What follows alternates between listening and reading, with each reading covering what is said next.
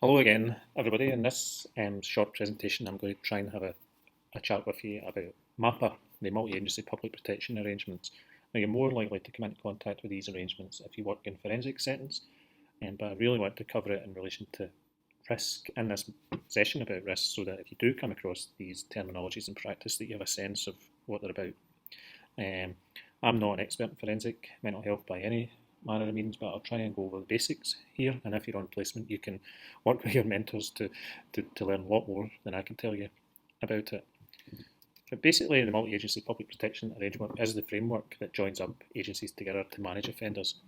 And the fundamental purpose of MAPPA is public safety, reduction in serious harm.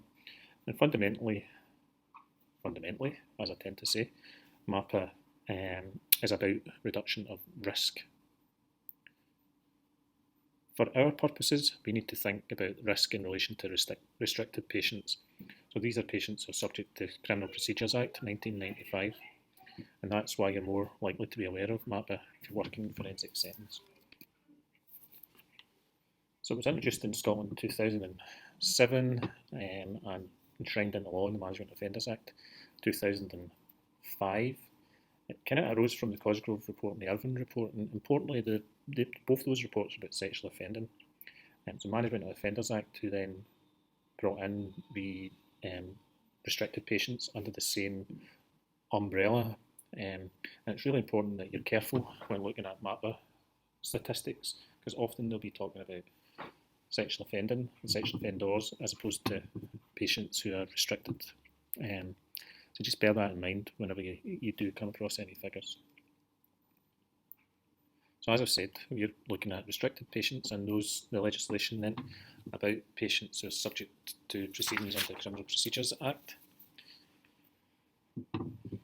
So what are the inclusion criteria for patients who we might work with? So it could be either sexual offenders or restricted patients who've been convicted of an offence inferring personal violence and is subject to probation under the CPA 1995, or is required to be supervised and released under licence from Scottish ministers, so for instance from Secure Environment State Hospital, etc.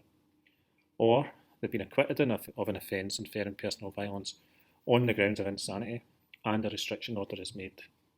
So they've either been convicted and found to be insane, or been convicted of offence leading to fears that they may be a serious danger to the public. So MAPPA would be concerned with the management of patients who fit those inclusion criteria.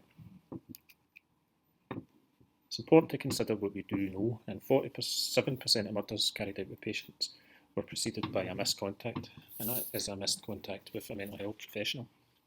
So in other words, they failed to attend, or appointments were missed, patients were overlooked. And obviously that has serious consequences for services and for patients, and of course for the victims. That reference is from the National Confidential Inquiry into Suicide and Homicide by people with mental illness, lessons for mental health care in Scotland, and worth a look. I think the other thing that we need to be cognisant of is there's a culture of violence in Scotland, particularly knife crime, and people with mental disorder aren't immune to that. So that is a risk. And so while the risk is small comparatively, the consequences are very great if systems don't work well. Again, I'm sorry for the typo there. So these are the organisations who are working together to form a MAPPA report in Glasgow. And you can see a whole range of organisations there, including the NHS. We're working with partners from council, judicial services, police, and third sector organisations like victim support and other voluntary organisations. So it's really a group coming together to manage risk in the community. And some figures for you from Glasgow in 2014. You can see the numbers are fairly low. So level 1 risk would be a notification of risk assessment goes to the MAPPA group, and risk is managed in a timescale determined by the coordinator, and generally just in one partner organisation. A level 2 would generally mean the need for involvement of 2 or more organisations, and meetings are included within regular MAPPA sessions and as required.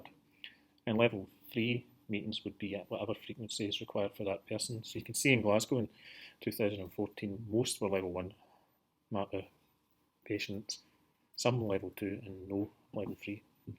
And there was only one breach of conditions of discharge, so breach in the community by one patient. So I think that's hopefully fairly interesting for you, and you may come across this language in practice. As I say, if you're in forensic services, and hopefully in third year you'll learn quite a little bit more about this. In the next session here on this module, we'll have a brief overview of suicide and risk. Oh, one final slide.